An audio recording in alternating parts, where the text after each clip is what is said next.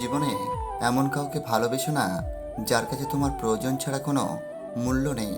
তাকেই ভালোবাসো যার কাছে প্রয়োজন ছাড়াও তোমার মূল্য অনেক বেশি। ভাবতেও অবাক লাগে, একসময় যাদের সাথে স্কুলে একই বেঞ্চে বসতে না পারলে মন খারাপ হয়ে যেত, তাদের সাথে এখন সামান্য যোগাযোগটাও হয়ে ওঠে না।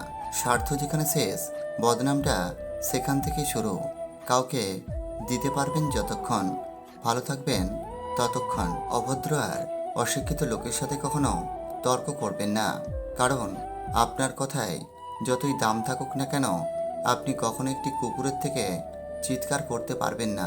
বেশি চালাক মানুষের সমস্যা একটাই, তারা মনে করে তারাই সব বোঝে, কিন্তু আপনি যে তার চালাকি বোঝেন সেটা তারা বোঝে না। সহ্য ক্ষমতা বাড়াও, কারণ কষ্ট দেওয়া লোকের অভাব নেই। উপরে উঠতে শেখো, কারণ টেনে নিচে নামানোর লোকের অভাব নেই। তিক্ত হলেও সত্য যে জীবনের চরম পর্যায়ে এসে মানুষ কোনো না কোনো কারণে নিজেকে বদলে ফেলে।